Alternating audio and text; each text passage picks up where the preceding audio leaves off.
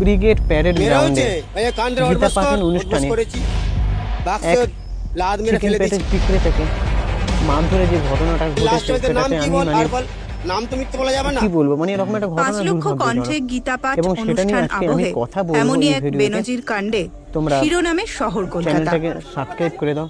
এই কথাই এবং আমি একটাই কথা বলবো যে আমি এইসব ঘটনাগুলো নিয়ে কিন্তু কথা বলি, বলার চেষ্টা করি, যদিও আমার মতন একজন ক্ষুদ্র সামান্য মানুষ এটা নিয়ে কি বলতে পারে বা আমার কথা কজনই বা শুনবে। তো যেরকম দি একাডেমি অফ ফাইন আর্টস সিনেমাটা আটকানোর বিরুদ্ধে যেরকম আমি বলেছিলাম, তারপরে আমি তিলোত্তমার বিচারে যতটুকু পারি আমি বলি। শুধুমাত্র সিনেমা ক্রিটিসাইজ করছি মানে যে এই না যে আমি আর অন্য কথাগুলো নিয়ে বলবো না। বাস্তব ঘটনার পরিপ্রেক্ষিতে যে ঘটনাগুলো ঘটছে ঠিক না ভুল সেগুলো কিছু আমার নিরপেক্ষভাবে বলার অধিকার আমার আছে, তাই আমি এটা নিয়ে কথা বলবো। দেখো, এই যে অনুষ্ঠানটা গীতা পাঠের অনুষ্ঠানটা হচ্ছিল হিন্দুদের, আমিও একজন স্পেশালি হিন্দু, তো আমি এটা বলবো না যে ঠিক করেছে তাকে মেরেছে, কেন মেরেছে, মানে কেন তাকে মারবে না। একজন মুসলিম হয়ে গীতা পাঠের অনুষ্ঠানে কেন এরকম ভাবে এসে চিকেন প্যাটিস বিক্রি করছে, আমি এসব কথা কিন্তু বলবো না। কারণ আমি কিন্তু আগে ধর্মের আগে কিন্তু আমি একজন মানুষ, ঠিক আছে। দেখো কি ঘটনাটা ঘটেছে না, ওই ব্যক্তি ওখানে চিকেন প্যাটিস বিক্রি করছে, একটা ভিডিও ভাইরাল হয়েছে যেখানে দেখা যাচ্ছে যে একদল যুবক সেই চিকেন প্যাটিস বিক্রেতাকে মারধর করছে এবং দেখা যাচ্ছে যে সমস্ত চিকেন প্যাটিস যেগুলো ছিল সেগুলো ফেলেও দেওয়া হয়েছে। দেখো, আমরা কিন্তু যখন কোথাও যাই মাঠে ঘাটে বেড়াতে, পার্কের ধারে, অনেকে কিন্তু ছোট ছোট যারা ব্যবসায়ী কেউ খাবার হাতে নিয়ে ঘুরছে, চিকেন প্যাটিস বা চা ফা বিস্কুট এই হ্যান ত্যান এইসব, তাদের কিন্তু রুজি রোজগারের পথটা হকার ট্রেনে বাসে দেখি। দেখো, তারা তো আর চুরি চামারি করছে না, তোমার জিনিস কিনতে ইচ্ছা হয় কিনবে, না কিনতে হয় না কিনবে, ঠিক আছে। কিন্তু সবার আগে জানতে হবে সে কিন্তু একটা মানুষ, সে পেটের দায়ে, সংসার চালানোর দায়ে সে একটা হকারগিরি পথ বেছে নিয়েছে। মানে কিছু তো করে মানুষকে খেতে হবে রে বাবা, নাকি লোকের মুখ দেখেই ইনকাম হয়ে যাবে, কোনটা? তো এরকম সে একটা কাজ করছে। এবার তুমি তার থেকে জিনিস কিনবে কি না কিনবে সেটা তোমার একান্ত ব্যক্তিগত ব্যাপার।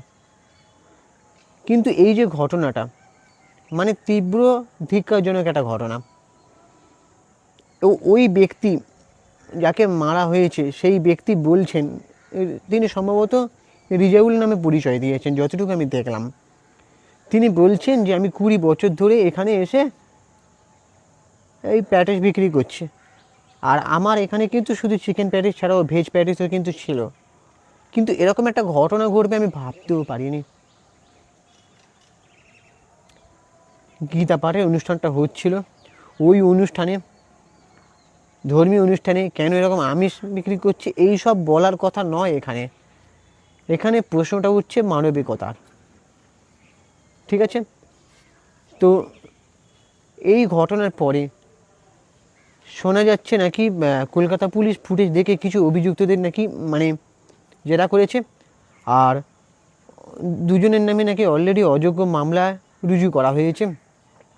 তারপরে সিপিএম নেতা এবং আইনজীবী সায়ন বন্দ্যোপাধ্যায়ের ভিডিও তোমরা দেখো, সে একটা মামলা দায়ের করেছে।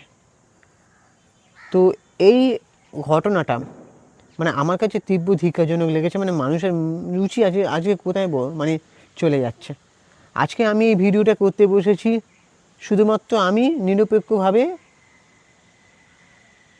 একটা মানে কি বলবো কিছু কথা শেয়ার করছি। আমি কোনো কারোর দলে নয় ভাই, আমি নিরপেক্ষভাবে, সেই নিরপেক্ষভাবে কথা বলার অধিকার কিন্তু আমার আছে। আর আমি মানে এটা ভেবে ভিডিওটা করছি না যে আমার সাবস্ক্রাইবার চলে যাবে হ্যান ত্যান বা কে গালিগালাজ করবে আমাকে। দেখো, এটা কিন্তু মানবাধিকারের প্রশ্ন। এটা মানুষ যে ধর্মেরই হোক না কেন, আমি আগেও বলেছি সে জীবিকা নির্বাহ করছে, তাকে এরকমভাবে মারাটা উচিত হয়নি বা তার সাথে এরকম ঘটনাটা ঘটানো উচিত হয়নি। এবার তোমাদের কি মতামত তোমরা অবশ্যই কমেন্ট করে জানাও। চ্যানেলে নতুন হয়ে থাকলে অবশ্যই একটা সাবস্ক্রাইব করে দাও। আর হ্যাঁ, ভিডিওটা অবশ্যই একটা লাইক দাও। একটা লাইক কিন্তু ভিডিও বানানোর উৎসাহ বাড়িয়ে দেয়। তো সেই জন্য বলছি, তোমরা আর এতদূর পর্যন্ত শুনে তোমাদের কী মনে হলো? তোমাদের কি মনে হয় লোকটার সাথে যে কাজটা করা হয়েছে সেটা কি ঠিক? একদমই নয়।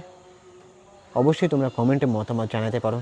আর হ্যাঁ, চ্যানেলটাকে সাবস্ক্রাইব করে দাও, আগেও বললাম। আর আমি ইনস্টাগ্রামে রয়েছি চিঙ্কি বাবু 2531, তোমরা ওখানে গিয়ে ফলো করে দাও। টাটা, দেখা হচ্ছে পরে ভিডিওতে।